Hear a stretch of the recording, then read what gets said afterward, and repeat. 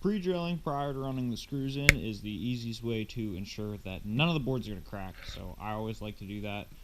Doesn't really matter what size drill bit, just so long as, you know, you're not going to crack any boards.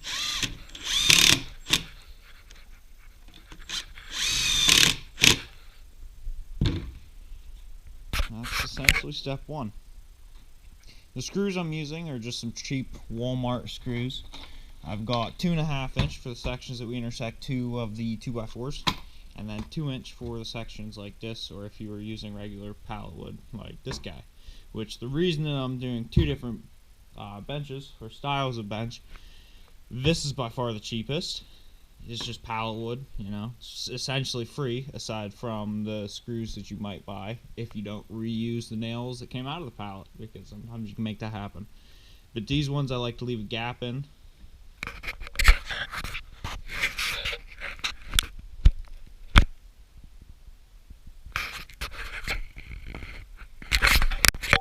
The Pallet-Wood benches I like to leave a gap in most of the time, because it gives you a place that you can clamp things through, hang things through, what have you.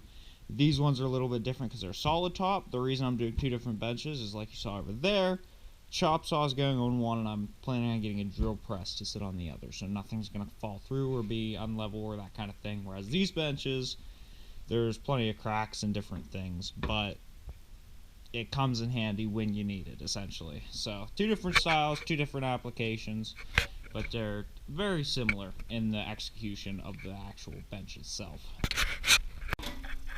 So this bench here, I'll show you the exact amount so you can get an idea of what's going on here.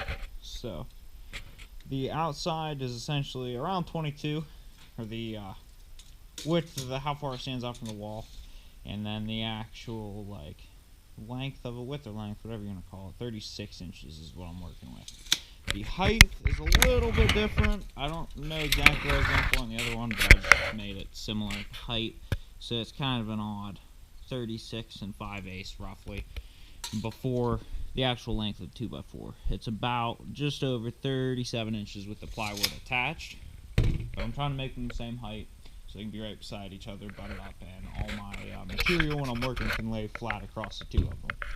The other style of bench that you can make that's also really simple is if you have pallets that are already somewhat assembled, you can just cut the pallet in half and add legs to it, and it's already there. Those are more better for like shelves, since they have all the gaps in them that we were talking about, but these guys are going to be a little bit more up to speed for what I'm doing now. When it comes to tearing apart the pallet, the general idea typically stays the same. Obviously, thinner wood is going to be a little bit weaker, so if you want to save it, you got to be careful with it. Some of the ones that have cracks, there is no real saving, so you're just going to kind of have to work with what you can. And typically, one of these benches consumes a few pallets with the broken wood and everything. This one is kind of an untypical pallet. You won't really see these too much, where it's just 2x4s. That one was just laying up there. That one was still attached.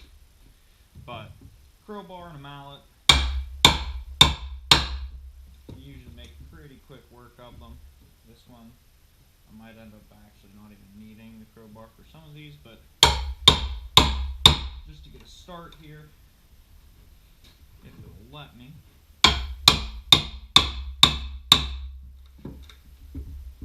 If not, because these ones are thicker, you can take them off kind of in a rudimentary type of way.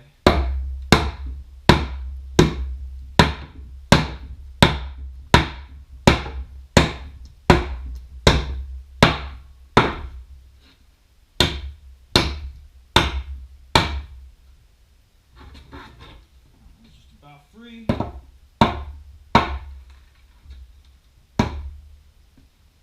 You gotta fight with the bottom. There we go. So that's all it really comes down to, getting them apart. I like to usually do a couple so I can hammer out all the nails at the same time and then not have to switch back and forth so much. So I'm going to take some more of this down and then we'll get to the actual rest of the way around my mess here. Just get it back there. Figure out how it wants to sit in there.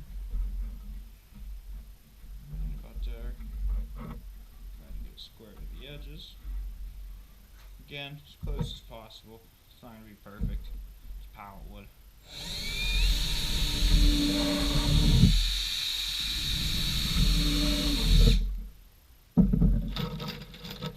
Sink a couple nails or screws in.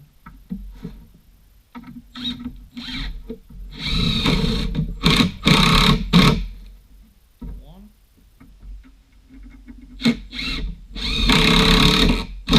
And two. That straightened it real. Straighten it up real quick. So we're going to get the fourth leg in, and then we'll move on to framing out the underside of this platform, and then putting the shelf on. So we went ahead and flipped the bench upside down here. The next part is pretty simple, straightforward.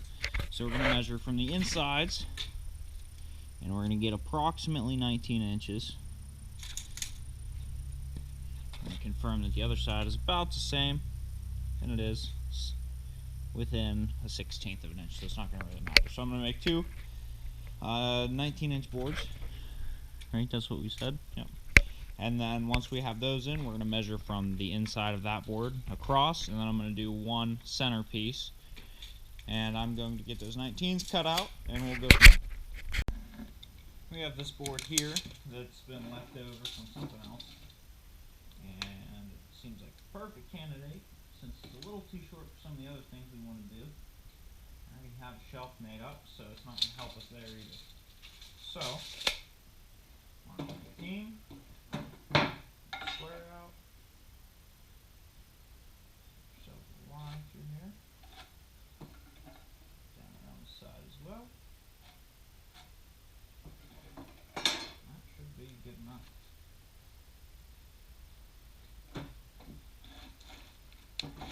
Clamping this down would make my life a little easier, but you know, we don't feel like making it too easy.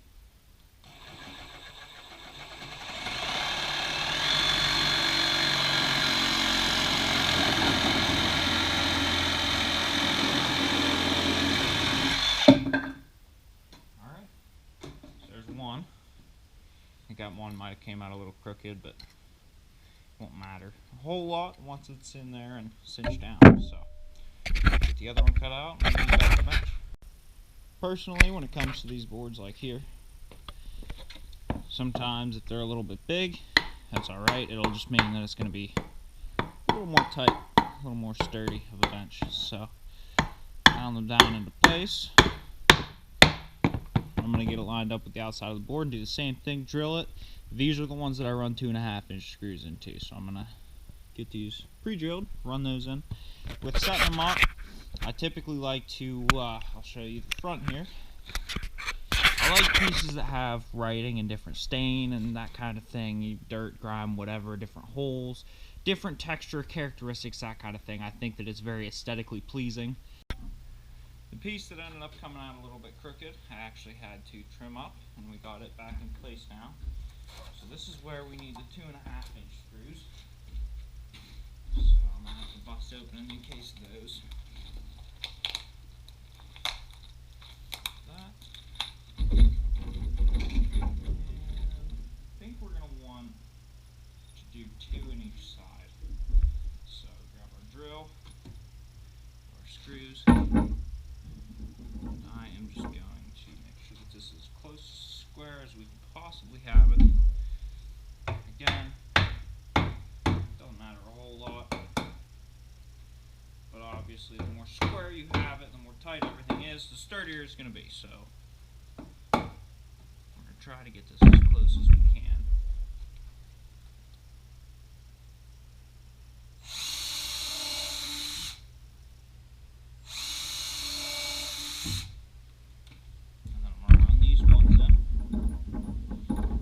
So that you guys don't have to watch the same thing 10,000 times, I'm just going to go ahead and do the other side, flip it over, do those, and we'll move on to the next step.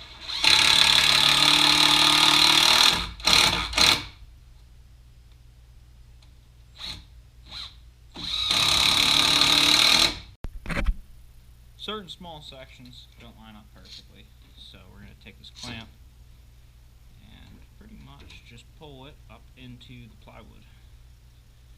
Best as we're going to be able to get. It needs pushed out just a little bit.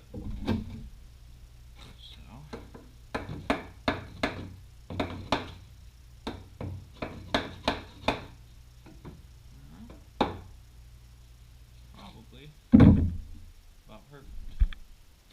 At least close enough for me.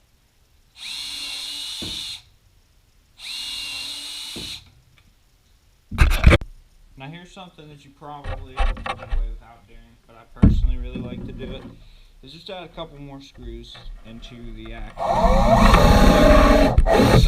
going down into these boards, these cross sections. And I probably tend to overbuild this kind of thing, go a little overboard with it, but I'd rather make sure that it's going to be 100% sturdy. Nothing's going to flex and come apart on me, so go ahead and get those ran in, and I'll flip it over, we'll move on. So as you can see, the bench currently how it sits, it's a little wobbly, but the way that it's set up isn't necessarily a bad thing. Both sides are teed in 100%, so the only thing that's flexing on it right now is a piece of plywood.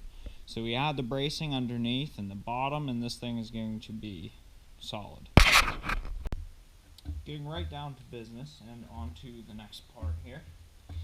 Like I said, the next couple boards that we need are from the insides of these boards here.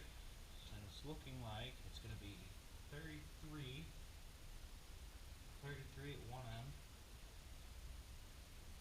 And probably make 33 work for both ends. So that's what we're going to do. Cut out two 33 pieces, 33-inch pieces.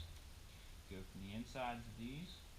And what that's going to do is it's going to intersect the sides so that we don't have to try to do anything crazy with these boards. And it's going to leave us a little bit of lip on the front of the actual shelf that is going to act as also a place to plant things or just hang things or that kind of thing. It's not, doesn't hurt it structurally, but it allows you some extra flexibility with the bench.